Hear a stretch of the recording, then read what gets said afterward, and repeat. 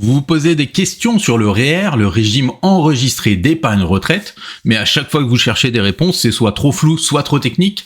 Rassurez-vous, je vais simplifier pour vous ce régime si important pour votre avenir. Comment? En répondant aux 10 questions que se posent le plus souvent les Québécois sur ce régime. Ne tournons pas autour du pot et débutons avec la première question. Quel est l'avantage fiscal du REER?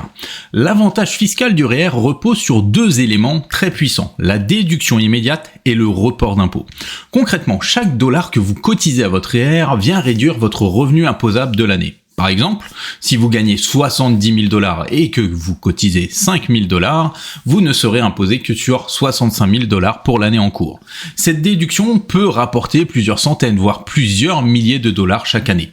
Mais ce n'est pas tout. Une fois que l'argent est dans le régime, les revenus générés sont à l'abri de l'impôt. Les intérêts, les dividendes, les gains en capital ne sont donc pas imposés tant que les sommes restent sur votre compte.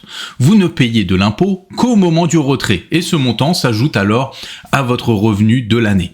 L'idée, c'est de cotiser au maximum pendant vos années de travail lorsque vos revenus et votre taux d'imposition sont plus élevés et de retirer à la retraite quand votre revenu est plus bas et votre taux d'imposition réduit. C'est ce décalage fiscal, cette stratégie de report qui fait du REER un régime si important. Seconde question, comment savoir combien je peux cotiser à mon REER cette année? Votre plafond de cotisation du REER est calculé à partir de vos revenus de l'année précédente. Vous pouvez cotiser jusqu'à 18% du revenu gagné, jusqu'à un maximum fixé chaque année par le gouvernement. Par exemple, en 2025, le maximum est de 32 490 $. En 2024, on était sur du 31 560 et en 2023, 30 780 $. La façon la plus simple de vérifier vos droits de cotisation est d'aller sur votre compte en ligne de l'ARC. Et si vous êtes partant pour 30 minutes d'attente, vous prenez votre téléphone et vous appelez l'ARC.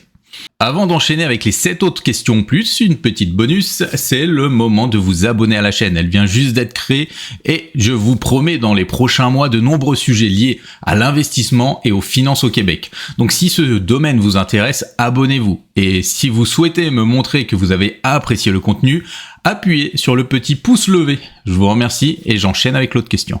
Est-ce que je perds mes droits de cotisation si je ne cotise pas une année? La bonne nouvelle est que non, vous ne les perdez pas. Si vous ne cotisez pas une année, ou même si vous ne cotisez pas au maximum, vos droits sont simplement reportés. Ils s'accumulent d'année en année sans limite de temps. Cela veut dire que même si vous traversez une période où vous avez peu ou pas de revenus, vos droits sont là en attente et peuvent être utilisés plus tard. Ce choix peut être subi, vous n'avez pas assez d'argent à économiser, vous ne pouvez pas placer sur votre REER, ou il peut être voulu. Prenons un petit exemple. Vous êtes une femme en congé parental et vous touchez le RQAP, soit de 55 à 70% de votre salaire pendant un an. Vos revenus baissent. Donc la conséquence est que vous allez être dans une tranche d'imposition plus basse.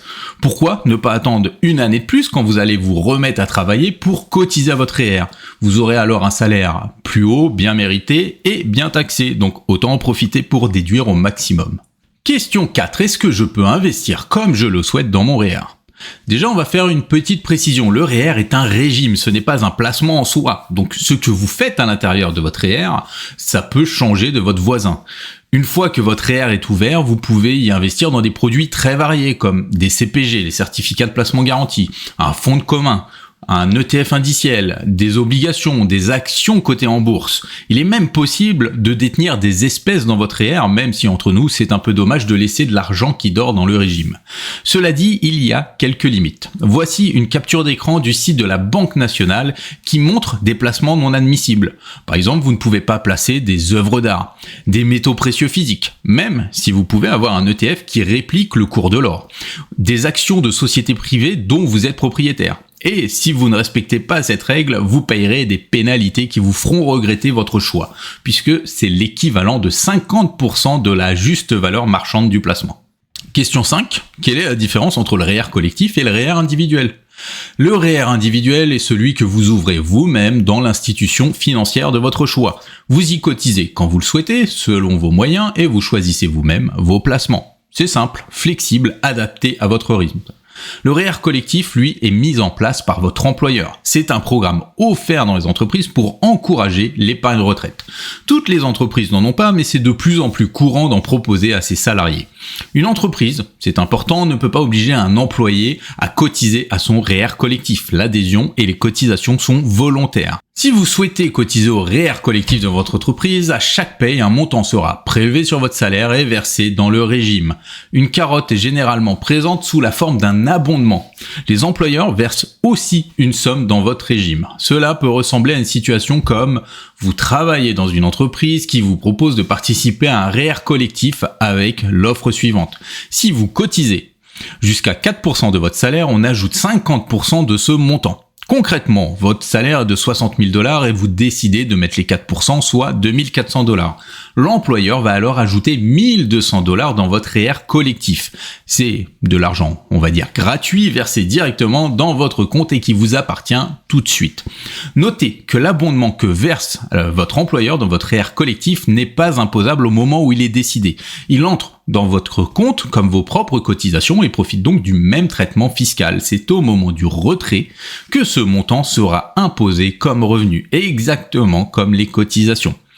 Le petit bémol courant que l'on retrouve avec le REER collectif, c'est que vos choix d'investissement sont plus limités que dans un REER individuel. En effet, votre employeur va souvent choisir quelques fonds présélectionnés. Un conseil courant est donc de profiter au maximum de cet abondement, qui est quand même très intéressant, et ensuite de mettre le reste de votre argent sur le REER individuel où vous choisissez librement où vous placez votre argent. Pour les bons élèves, cette réponse peut entraîner une autre question. Puis-je avoir plusieurs REER dans différentes institutions? Oui, absolument. Il n'y a pas de limite au nombre de comptes REER que vous ouvrez. Vous pouvez en avoir un dans votre banque principale, un autre chez un courtier en ligne et avoir le REER collectif de votre employeur. Mais il est important de bien suivre l'ensemble des cotisations parce que peu importe le nombre de REER que vous avez toujours le même montant de cotisation. En gros, si vous cotisez 4 000 dans votre REER individuel et 6 000 dans un REER collectif, soyez sûr d'avoir 10 000 $ de cotisation disponible. Sur le papier, cela semble assez simple à suivre, mais en réalité, entre les différents REER, les différents relevés des institutions financières, les abondements, le montant des cotisations, on peut vite se perdre. Alors faites le bon élève, prenez un stylo, ou si vous êtes plus moderne, ouvrez un fichier Excel et faites bien vos calculs. Question 7. Est-ce que je peux retirer de l'argent de mon REER quand je le veux? C'est souvent une crainte assez légitime. Beaucoup de personnes ont peur d'avoir de l'argent bloqué pendant des décennies alors que des pépins surviennent tout le temps, comme un problème de santé, une toiture qui s'envole en plein orage ou même la voiture a changé. Mais oui, vous pouvez retirer de l'argent de votre REER n'importe quand. Mais il ne faut pas oublier le principe de base du REER qui est le report d'impôt. Dit autrement, à chaque fois que vous allez retirer de l'argent, cela va s'ajouter à votre revenu de l'année et va donc être imposé. Cela commence avec votre institution financière qui va prélever une retenue d'impôt à la source. Puis, lors de votre production d'impôt, si la retenue n'a pas été suffisante pour couvrir tous les impôts que vous devez, vous payerez la différence. Il existe quelques cas où les retraits n'entraînent pas automatiquement le paiement d'impôts comme le RAP ou le REEP. Je vais en parler juste après, mais d'abord question 8. Qu'est-ce qui se passe avec mon REER à l'âge de 71 ans? 71 ans, c'est l'âge important du REER. En effet, à la fin de l'année où vous atteignez cet âge, la loi vous oblige à fermer votre REER. Rassurez-vous, cela ne signifie pas que vous allez devoir retirer toute la somme d'un coup et payer un montant d'impôt faramineux. Ce serait très mal avisé sur le plan fiscal. En réalité, vous avez 3 options. Celle-là, de tout retirer à vos risques et périls, acheter une rente ou transférer votre REER dans un fer. Ce dernier choix, le transfert en fer, est celui qui est le plus courant. Mais même s'il y a une suite logique, il y a une grosse différence, c'est que le fer est un compte de décaissement. Cela signifie qu'il vous permet encore d'investir les sommes restantes, mais vous ne pouvez plus ajouter de nouvelles cotisations et surtout vous devez commencer à effectuer des retraits minimums chaque année. Plus vous vieillissez, plus ces retraits sont élevés. Par exemple, à 70 ans, vous devez retirer au moins 5% des sommes contenues dans le fer. À 78 ans, vous devez retirer au moins 6,82%. Ces retraits sont imposables, mais puisque vous êtes à la retraite, vos revenus ont probablement baissé depuis vos années salariées, à moins que vous êtes devenu un magnat de l'immobilier. Je rajoute une petite information utile. 71 ans, c'est l'âge maximal pour fermer votre REER.